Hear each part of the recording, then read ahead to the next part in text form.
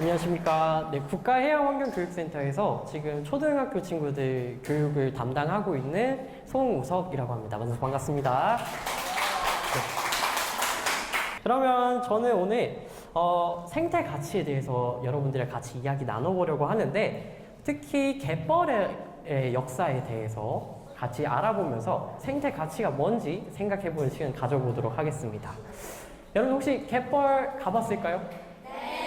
우리 동해권에는 사실 갯벌이 없어서 갯벌 안 가본 친구들도 있을 거라고 생각했는데, 갯벌은요, 바다 중에서도 굉장히 특이한 곳입니다. 어떤 곳이냐면, 바다는요, 사실 가만히 있는 게 아니라 하루에 2번씩 이런 일이 일어납니다. 어떤 일이 일어나냐면, 썰물과 밀물이 일어나요.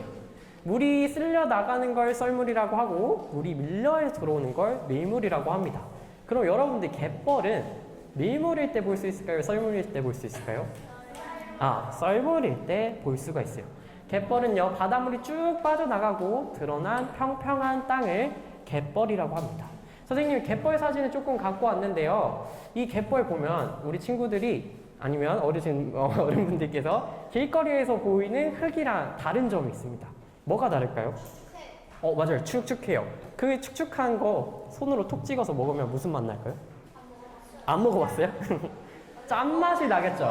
바닷물이기 때문에. 그리고 이 땅은 딱딱한 땅일까요? 아니면 질척거릴까요? 질척거려요. 그리고 우리 운동장 흙이랑 다르게 모양이 있습니다. 왜 이런 모양이 생겼냐면, 바닷물이 왔다 갔다 하기 때문인데요. 물이 차 있어서 이 물은 해수, 짠물이 가득 차 있습니다.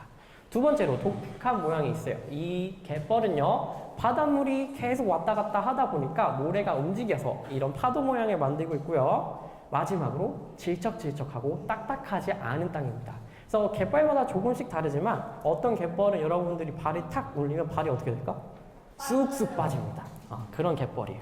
이 갯벌이요, 우리 동해권에는 없지만 서해에 굉장히 넓게 있습니다.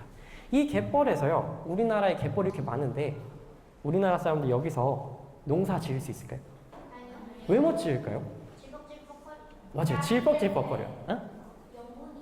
오, 맞아요. 엄청 어려운 말 써있어요. 염분이 있어요. 두 번째로?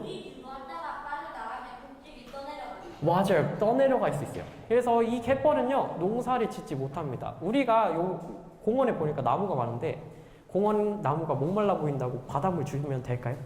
안 되죠. 대부분 식물들은 짠물에서 살지 못해서 이 갯벌에서 우리 사람들은 농사 못 지을 거예요. 그러면 농사를 못 짓는 땅이 이렇게 넓게 있어요. 거기에 멋진 건물 지어서 팔 수 있을까요? 건물도 안 될 거예요. 왜냐면 딱딱한 땅이 아니라서 이 갯벌에서는 농사도 못 짓고 건물도 못 지을 거예요. 그러면요, 사람들은 농사도 못 짓고 건물도 못 짓는 저 왼쪽에 있는 갯벌이랑 이렇게 멋진 건물을 지어서 큰 돈을 벌 수 있는 딱딱한 땅이랑, 둘 중에 어디를 더 좋아할까요? 갯벌을 더 좋아할까요? 우리 친구들은 사실 생태적 감수성이 좀 있어서 갯벌을 더 좋아할 수 있는데, 사실 역사적으로도 사회적으로 딱딱한 땅을 더 선호하고, 갯벌은 옛날에는 크게 가치가 있는 땅이라고 생각하지 않았어요. 그래서 어떤 일을 했었냐면, 이 갯벌을 딱딱한 땅으로 바꾸는 일들을 우리나라에서 굉장히 옛날부터 많이 해왔습니다. 이거 얼마나 오래전부터 했냐면요, 여러분들 혹시 역사 시간에 조선시대 들어봤을까요? 네, 지금 배우고 있어요. 지금 배우고 있어요. 조선시대보다 그 전 시대가 뭔지 아는 사람 있을까? 맞아요. 고려시대 때부터 우리가 간척을 해왔습니다. 첫 번째로 역사에 기록된 최초의 간척은요, 고려시대 때 몽골 침입할 때 왕이 천도를 해서 이제 거기서 해상 방어를 하려고 왕이 그 섬으로 이동했어요. 이동을 해서 방둑을 쌓고 있는데 길어지니까 먹을 게 없잖아요, 왕이. 그래서 왕이 밥을 먹기 위해서, 식량 조달하기 위해서 이 강화도를, 갯벌을 농지로 바꿉니다. 그래서 우리나라에서 기록된 첫 번째 간척은요, 어떻게 보면 정부가 살아남기 위해서, 생존을 위한 간척을 했다고 볼 수 있겠습니다. 그리고 조선왕조실록에도 사실 간척을 했다는 역사가 있습니다. 이때는 국가 주도보다는 개인들이 조금씩 하는 경우들이 많았는데 그때는 땅이 사유지가 되기 때문에 땅을 받으신 분들이 일단 바닷물이 못 들어오게 막고 거기서 농사를 짓기 위해서 간척을 했었습니다. 그래서 일반 농지보다 흙이 조금 비옥해서 수출이 2배나 되었다는 기록도 있습니다. 그리고 나서 우리나라에 좀 아픈 역사가 있죠. 이때 간척이 좀 많이 됐었는데요. 일제강점기 때 간척을 많이 했습니다. 사실 이거는 우리나라 사람들이 우리나라 국민을 위해서 했다기보다는요. 일제강점기 때 1918년에 일본에서 쌀값이 너무 오른 거예요. 그래서 폭동이 일어나니까 일본 정부에서는 우리나라에서 조선 땅에서 쌀을 좀 얻어야겠다 해서 이 쌀을 늘리기 위한 목적으로 나라가 좀 전체적으로 나서서 갯벌을 논으로 바꿨습니다. 이때 바꾼 논의 면적이 그러니까 지금 서울 면적 정도의 면적이 갯벌이 사라진 것으로 지금 추정을 하고 있습니다. 그래서 일제강점기 때 있었던 간척은 수탈을 위한 간척이 되었습니다. 이때까지는 농지 많이 됐었는데요. 해방 이후에도 그럼 우리나라 사람들은 안 했을까요? 사실 해방 이후에도 많이 했습니다. 해방 이후에 이제 경제적으로 우리가 빈곤하다 보니까 농지가 많이 필요했어요. 농지도 많이 필요하고 공업을 발달시킬 땅도 필요했어요. 그래서 공장에 지을 땅이 필요해서 나라에서 앞서서 간척을 했었습니다. 어떤 식으로 했냐면 UNKRA에서 같이 간척을 했어요. 경제 복구를 위해서 같이 했습니다. 다른 나라의 자문을 받아가면서 간척을 했고 이 시대는 간척을 정말로 살기 위해서 했다라고 보시면 되겠습니다. 경제적으로 우리가 너무 빈곤하니까 살기 위해서 간척을 했고 1970년도에는 이제 이게 경제적으로 효과가 있는 것 같다 해서 대단히로 나라에서 아주 대대적으로 밀어주게 됩니다. 그래서 일제강점기 6.25 이후에 경제 복구 및 개발 목적으로 우리나라가 갯벌을 많이 간척을 했습니다. 이렇게 우리나라의 간척 역사가 굉장히 오래됐는데 여러분들이 생각했을 때 우리나라의 갯벌이 원래 자연 상태보다 지금 어느 정도 남아 있을까요? 지금 남은 거는 추정컨대 왜냐하면 옛날에는 이제 측량이 어려웠으니까 추정컨대 지금은 원래 자연에 있었던 갯벌 수준에 비해서 반절 정도만 남은 것으로 추정을 하고 있습니다. 이렇게 우리나라가 갯벌을 많이 파괴가 됐는데 간척이 되고 개발이 많이 됐는데 사실 이게 그 당시에는 나쁜 거는 아니었어요. 사회적으로. 왜냐하면 우리가 필요했다고 생각했고 우리가 그거를 컨트롤할 수 있다고 생각했어요. 조절할 수 있다고 생각했어요. 우리가 이런 사업들의 뒷면에는 이런 담론이 있습니다. 이게 조금 말이 어려워서 초등학교 친구들 있어서 간단히만 넘어가자면 뭐라고 적혔는지 읽어볼까요? 시작. 혹시 프로메테우스라고 들어봤을까요? 그리스 로마 신화에 나오는 인물인데 신들만 원래 사용하던 불을 사람들에게 가져다 준 인물로 유명합니다. 그래서 신들이 그 불을 받고 그 다음부터 이제 자연을 개발하고 정복할 수 있게 된 거예요. 신처럼 될 수 있다고 생각을 했어요. 그런 것처럼 이 프로메테우스적 담론이라는 게 뭐냐면 우리 사람들을 중심적으로 생각해서 기술이 있으면 환경을 우리가 바꿀 수 있다. 긍정적으로 바꿀 수 있다라고 생각을 했었어요. 그리고 이 자연을 아무것도 안 쓰고 있는 땅이 아니라 이거를 우리가 개발을 해서 적극적으로 개발을 해서 돈을 벌 수 있고 개발을 하는 게 좋다라고 생각하는 담론입니다. 그래서 우리가 기술적으로 뛰어나면 문제없이 개발할 수 있을 거라고 생각을 했었어요. 사실 이게 우리나라뿐만 아니라 전 세계적으로 근대화, 현대화 사업의 근간이 된 담론이라고 할 수 있겠습니다. 그러다가 이제 갯벌의 가치를 발견하게 되는 여러 가지 사건들이 생기게 되는데요. 그 사건들 중에서 조금 상징적인 사건을 선생님이 갖고 왔습니다. 첫 번째로 시화호입니다. 혹시 시화호 들어본 친구 있을까요? 시화호는 우리나라 경기도 안산에 있는 곳인데 인공 호수입니다. 지금 사진을 보면 시화호 이제 처음으로 개발을 하려고 물을 막아놨을 때 사진인데요. 인공호수고 꽤 넓습니다.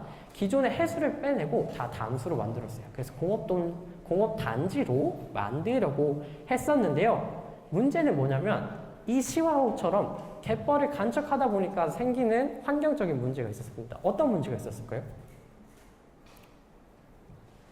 어떤 문제가 있었냐면 물이 흐르지 못하면서 썩기 시작합니다. 이 근처에 공업단지가 원래도 많이 있었어요. 농업단지도 있고 공업단지도 있고 생활하수가 있었는데 그걸 들어오던 거를 원래는 갯벌이 다 정화해주고 있었던 거예요. 근데 그걸 모르고 그걸 간과하고 막아놨더니요. 거기에 이제 폐수들이랑 하수들이 모이면서 썩기 시작하는 거예요. 그러면서 굉장히 많은 폐단이 일어났는데 그 중에서 선생님이 그 당시 뉴스 영상을 갖고 왔습니다.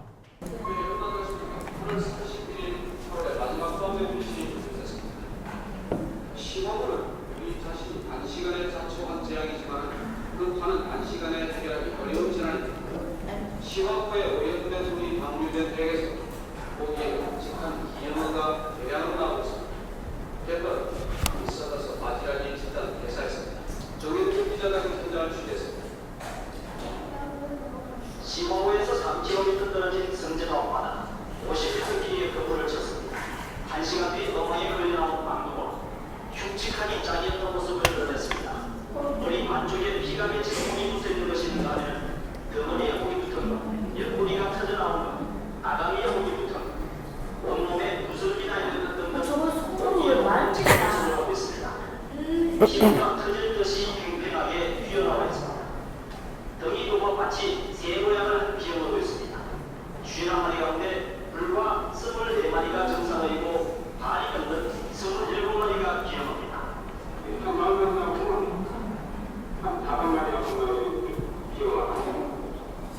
낚시를 해도 기어가 걸려 나옵니다. 이 바다에 얼마나 많은 기어가 있는가를 미루어 짐작할 수 있습니다. 바다 피로증 오염됐을 경우 그 먹이와 같이 피로증을 먹는 것으로 인근의 다른 음악. 선생님이 영상 여기까지만 보도록 할게요. 이런 식으로 기형어들이 나오기 시작했습니다. 그래서 이 갯벌이 생각보다 엄청나게 많은 일을 하고 있었다는 것을 우리가 단적으로 사회가 충격을 받게 된 사건이었죠. 이 피해 사례를 약간 좀 자세히 들여다보면요. 어민들이 일자리를 잃게 됩니다. 어민들이 원래 물고기를 잡아서 살아가시던 그 시와호가 썩기 시작하면서 어장이 파괴됐어요. 그래서 어획량이 5년 만에 36%가 감소하게 되고요. 그리고 1만 8천여 명이 실직 상태가 되게 된 거죠. 4천 가구가 어민 일자리를 잃게 됩니다. 그래서 저서생물도 실제로 엄청나게 많이 줄어드는데요. 저서생물 특히 뭐 쏙이나 고랑따개비 같은 이런 친구들이 많이 사라지게 됐습니다. 그래서 그때 당시 연구 조사를 보면요. 원래는 21종 정도 살고 있었는데 92년에 조사했더니 몇 종으로 줄었다고요? 5종으로 줄었습니다. 그리고 그 수 자체도 10분의 1로 줄어들게 됩니다. 그래서 굉장히 심각한 일을 겪게 됐습니다. 그래서 어민분들이 다시 취업을 하기 위해서 농가로 가시는 분들도 많았고 원래 거기서 농사를 하시는 분들도 계셨는데 그러면 어민분들이 농사를 하면 다시 잘 살 수 있었느냐? 그것도 아니었습니다. 어떤 문제가 있었냐면요. 시아우가 고여 있다 보니까 이게 증발을 하면 건조해지면 소금기, 염분이 날라옵니다. 그래서 이 염분을 우리나라에서 서풍이 불면 그 바다에 있던 염분이 다 농가로 가게 되는 거예요. 그래서 이 농가에 가서 포도나 아니면 버섯, 배나무 같은 것들이 염분 때문에 망가지게 된 거죠. 그래서 이때 시와우를 사람들이 뭐라 불렀냐면 죽음의 호수라고 불렀습니다. 이제 생물이 살 수 없는 죽음의 호수라고 불렀어요. 그래서 이제 정부에서는 결국에는 어떻게 했냐면 담수화를 포기를 하고요. 갈대도 만들고 해수를 들여오기로 결정을 합니다. 그리고 그 해수를 들여오는 걸 이용해서 조력 발전도 해서요. 지금은 꽤나 많이 생태계가 복원이 됐습니다. 그렇다고 옛날 모습을 완전히 찾은 거는 아니에요. 지금은 완전히 방둑을 무너뜨린 건 아니고 해수가 왔다 갔다 할 수 있게 반절 정도의 역간척을 했다고 생각하시면 되겠습니다. 그래서 이런 사건들로 갯벌이 엄청난 역할을 하고 있다는 걸 알게 되었는데요. 첫 번째로 갯벌이 어떤 역할을 했냐면 오염 정화 역할을 합니다. 갯벌이 오염 물질을 어떻게 없었냐면 갯벌 흙에는요. 그 흙 사이에 엄청나게 작은 생물들이 많이 살고 있어요.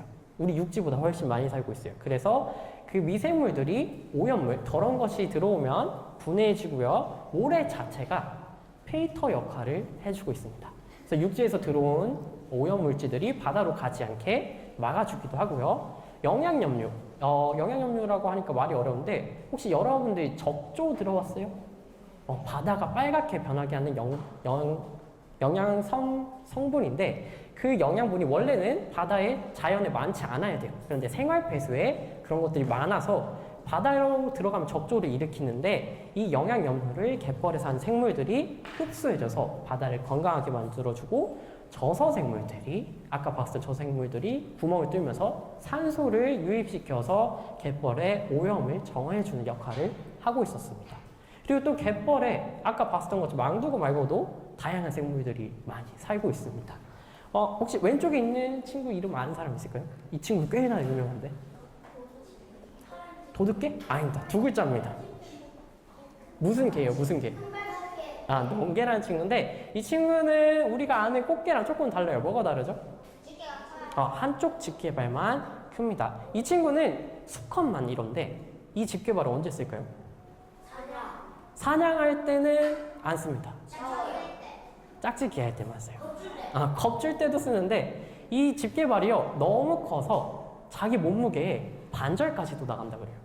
그래서 우리 친구가 40kg라고 해볼게요. 그럼 오른팔이 20kg인 거예요. 그래서 엄청나게 큰 친구인데 이게 너무 커서 먹이를 먹을 때는 작은 손으로만 먹고 이제 암컷 농개들한테 잘 보이고 싶을 때 춤을 춥니다. 이 친구들이. 그럴 때만 사용하는 친구고 이제 오른쪽에 있는 친구는 농개 중에서도 심각한 멸종위기에 처해 있는 흰발 농개라는 친구입니다. 이 친구는 지금 해양 보호생물로 지정되어 있고요. 그리고 이 친구는 대게? 이름이 굉장히 단순합니다. 갯개입니다. 갯개. 갯벌에 사는 개라 해서 갯개라는 친구고 이 친구는 진해? 아닙니다. 갯지렁인데 해양 보호생물인 친구고요. 이름이 엄청 길어요. 흰 이빨 참 갯지렁입니다. 이름이 뭐라고요? 흰 이빨 참 갯지렁. 이 친구는 몸을 쭉 잡아당기면 몇 cm까지 자라냐면 200cm까지 자라요. 그러니까 여러분들 몸보다 훨씬 큰데 200cm, 2m죠. 조금 귀엽나요? 징그럽나요?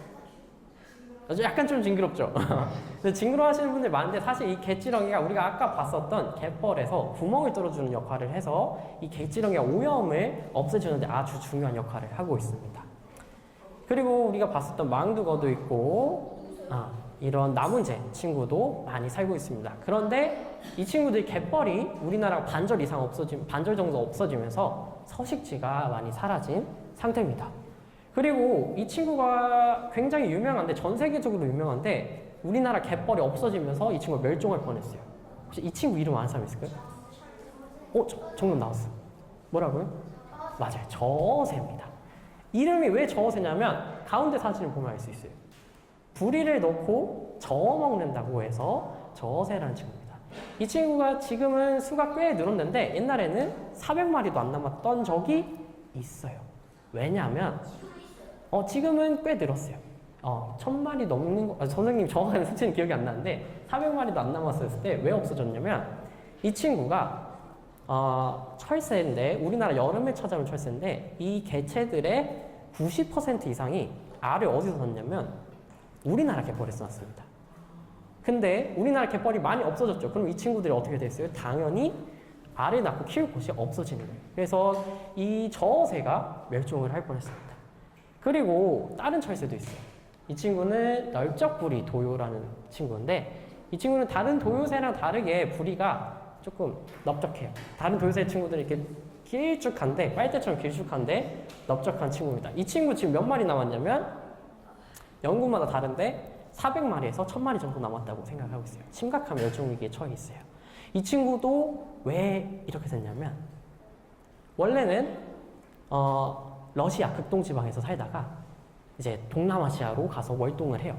그때 쉬어가는 데가 어디냐면 우리나라 갯벌이었습니다. 그래서 우리나라 갯벌에서 먹이를 많이 먹고요. 살을 막 찌워서 그래서 쉬지 않고 날아갈 수 있어야 되는데 우리나라 갯벌이 없어지다 보니까 이 친구도 수가 엄청나게 줄어들게 됩니다.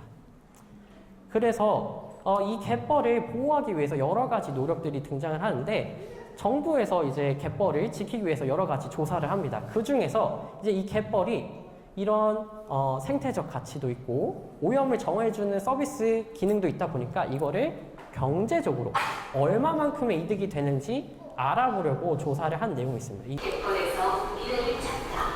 갯벌은 각종 수산물을 생산하고 해양으로 유입되는 오염물질 정화, 지진, 해일로 인한 피해 저감, 그리고 관광자원, 해양치유 자원으로도 주목받고 있습니다. 네, 갯벌이 이런 경제적 가치가 있으니까 우리가 보호해야 된다는 취지로 조사된 거라고 이해하시면 되겠습니다. 갯벌 정책의 근거로 삼기 위해 한국해양수산개발원과 동부 갯벌 생태계 서비스 가치 평가를 위한 연구를 추진해 왔습니다. 그 결과 갯벌의 경제적 가치를 연간 17조 정도 된다고 합니다. 갯벌의 가치는 공급, 조절, 지원, 문화, 총 4가지 가치 체계로 갯벌의 생태계 서비스 가치를 평가합니다. 그중 조절 서비스가 16조 3,780억 조절 서비스가 아까 말했었던 오염물들을 걸러주는 역할을 말합니다. 17조 8,121억 원으로 평가되었습니다.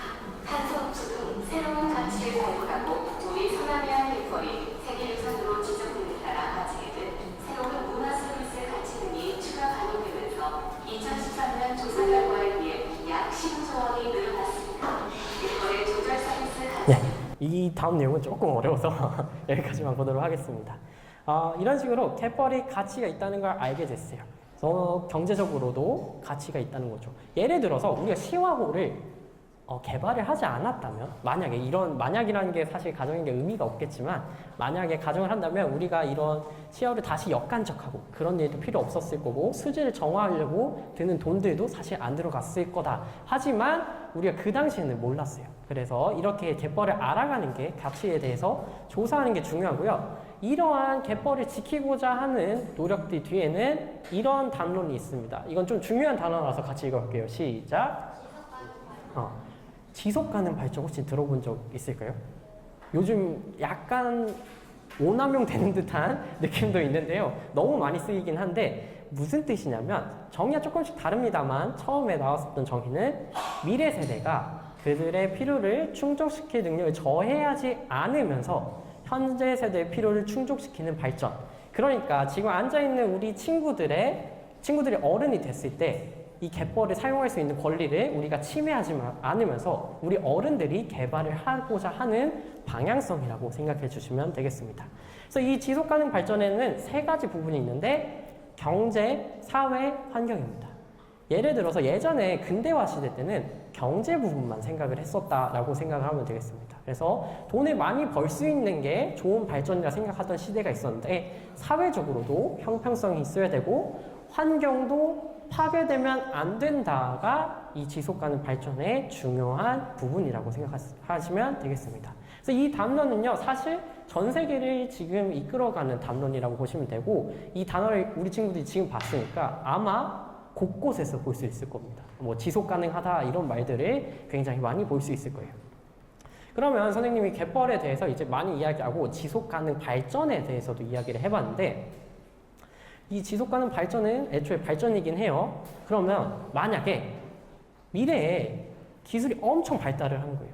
엄청 발전을 해서 간척으로 얻는 경제적 이득이 갯벌을 그냥 내버려 두는 것보다 100배 더 돈을 많이 벌 수 있게 해준다. 가치가 더 크다.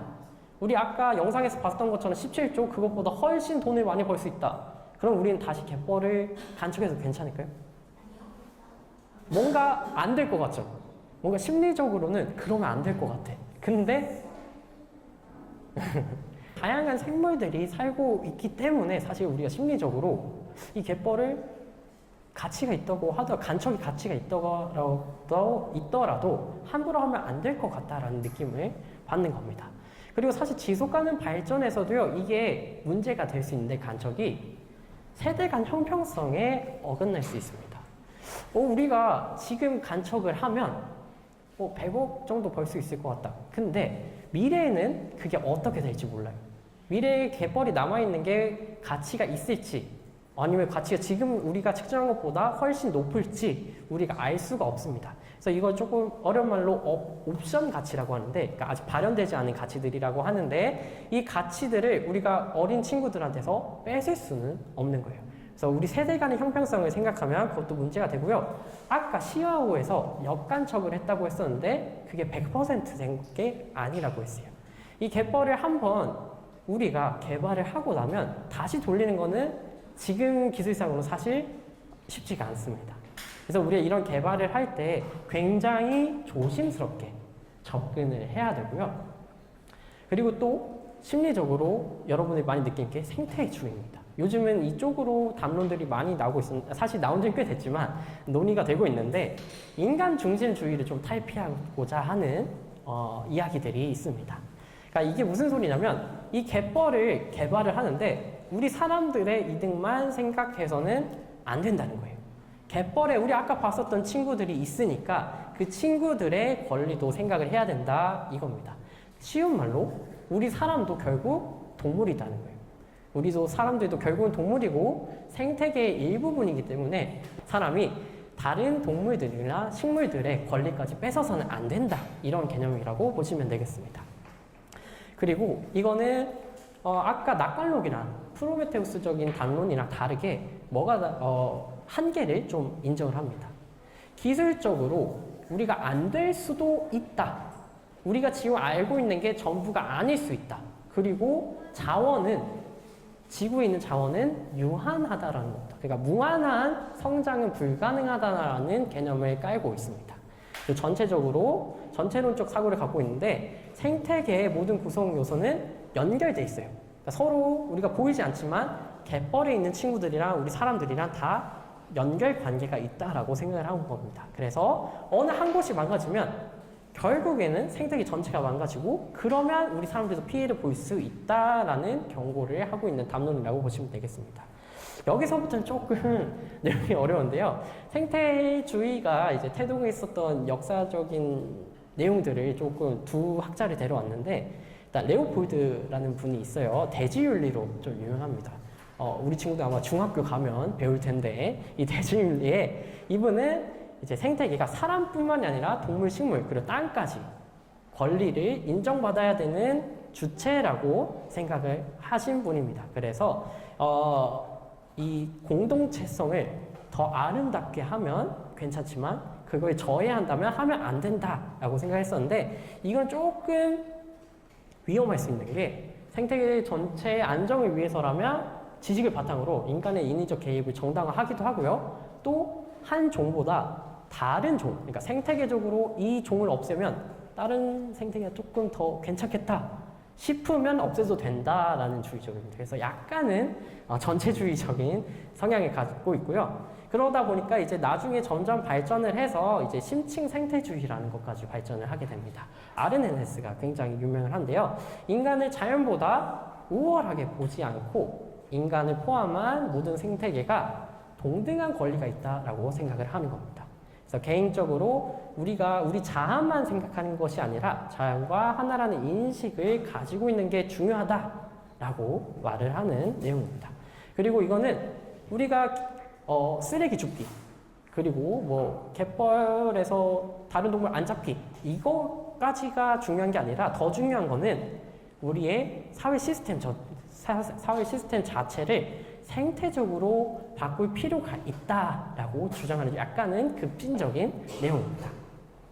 그래서 이런 생태주의적인 관점에서 보면요, 예를 들어서 우리 아까 제가 질문 드렸었던 것처럼 이 갯벌을 없애면 돈을 엄청 벌 수 있어요. 우리나라가 경제적으로 가치가 엄청 많이 벌 수 있어요. 그렇다고 하더라도 이 갯벌에 지금 이 친구들이 살고 있어요. 근데 이 친구들은 사실 사람들한테 크게 도움이 안 된다라고 생각을 해볼게요. 그러더라도 개발을 하면 안 된다 쪽의 입장입니다. 왜냐면요, 이 갯벌 생물들 또한 우리 사람들처럼 인간에게 주는 이득과 상관없이 그 자체로 존재할 권리가 그리고 가치가 있다라고 주장하는 담론입니다. 그래서 좀 다시 생각을 해봐야 되는데요. 제가 이야기를 하다 보니까 뭔가 인간 중심주의는 정말 안 좋고 환경을 파괴하는 나쁜 사람들이고 생태주의가 좋은 것처럼 이야기하는 것처럼 들릴 수도 있는데 사실 그 두 개가 뭐가 좋고 나쁘다라고 판단하기가 어렵습니다. 단적인 예로요. 전쟁이 났어요. 전쟁이 나서 이 갯벌에다가 방공호를 세워서 갯벌이 좀 파괴되지만 방공호를 세우면 우리나라가 전쟁을 막을 수가 있어요. 그러면 갯벌에 방공호를 세워야 될까요? 아니면 그래도 갯벌에 사는 친구들이 있으니까 우리 거기 그냥 내버려 두고 다른 데를 찾아봐야 될까요? 조금 여기서부터 어려워지죠. 이런 것처럼 이런 사회 환경 문제들은요, 사실 여러 가지 담론들이 있고 이게 이분법적으로 딱 떨어지지 않아요. 나는 생태주의고 나는 인간중심주의야 라고 생각하시면은 안 됩니다. 환경과는 스펙트럼의 개념이에요. 그래서 조금 더 인간 중심적인 사람들이 있는 거고 생태 중심적인 사람들이 있다라고 생각하면 되겠습니다. 그래서 제가 여러분들한테 드리고 싶은 말은요, 우리가 갯벌이나 해양 생태계를 개발을 할 때 조심해야 된다는 이야기입니다. 시흥에서 반월 공업도시 공사 현장에 이런 문구가 적혀 있었다고 해요. 되게 비장한데 산을 깎고 바다를 메우는 거대한 이곳 우리 일터는 신공업도시 건설이란 발전하는 조국의 상징입니다. 여기에서 쏟는 젊음과 정열과 땀새 역사 창조의 밑거름이 될 것임을 자랑스럽게 생각합니다. 사실 그 당시에는요, 이게 경제 발전을 이바지할 수 있는, 간척이란 게 경제 발전을 이바지할 수 있는 거였기 때문에 자랑스럽게 생각하시는 분들이 있었어요. 하지만 우리가 지금 와서 돌이켜보면 시어호 개발이 굉장히 하면 안 됐었다는 걸 이제는 우리가 알 수가 있죠. 하지만 그 당시에는 몰랐습니다. 이게 중요한 거라고 저는 생각을 합니다. 그래서 제가 여러분들한테 무조건 생태주의여야 됩니다. 인간중심주의를 벗으셔야 됩니다. 이게 아니라 우리가 지금 알고 있고 생각하고 있는 것들이 틀릴 수가 있다. 우리가 몇십 년 뒤에 다시 보면요, 우리가 환경적으로 좋다고 생각했었던 것도 안 좋을 수도 있고요. 그런 겁니다. 예를 들어서 뭐 담배. 예전에는 어르신들이 담배나 그런 것들을 소화 안 되면 뭐 담배 피시는 분들도 계셨어요. 그게 좋다고 생각해서. 근데 나중에 밝혀진 게 암을 일으킨다는 걸 이제 알게 됐죠. 이런 것처럼 우리가 잘 모를 수 있다는 것을 인식하는 게 아주 중요합니다. 그래서 여러분들이 이런 환경 문제들이 있을 때 이분법적으로 생각하지 말고 개발하려는 사람 나쁜 사람들이야 라고 생각을 하지 말고 이 사회에는 개발도 필요하고요. 보존도 필요하다고 저는 개인적으로 생각합니다. 그래서 어떻게 공존할 수 있을지, 그리고 여러분들이 가지고 있는 생각이 어느 위치쯤에 위치하는지를 좀 잘 생각해 보면 좋을 것 같습니다. 그래서 제 강의는 이렇게 마무리하려고 하는데요. 이 갯벌을 보고 이제 어떤 사람들은 개발해야 된다. 어떤 사람들은 개발하면 안 된다. 그냥 내버려 둬야 된다. 라고 생각할 수도 있고, 심지어 어떤 사람들은 어업도 안 된다 라고 말하는 사람들도 있을 수 있고, 아니면 심각하게 그냥 간척해버리자 라고 하는 사람들도 있을 수 있을 거예요. 여기서 그 이야기를 듣고 여러분들이 느끼는 감정들이나 생각들을 아까 제가 말했었던 이야기들을 토대로 다시 한번 생각해보는 시간을 가져보면 좋겠습니다. 이제 우리나라에 굉장히 많은 갯벌 말고도 다른 환경 문제에서 이런 딜레마들이 생길 텐데요. 그런 딜레마에서 여러분들이 자신의 입장을 다시 고려해보고 그렇게 주장하는 사람들의 내용들도 다시 생각해보면 좋을 것 같습니다. 그러면 제가 말하는 시간은 여기까지 하도록 하겠습니다. 조금 어려운 내용이어서 스킵한 부분들이 많은데 잘 들어줘서 감사하고요. 특히 어린 친구들이 집중력을 잃지 않고 잘 들어줘서 감사합니다.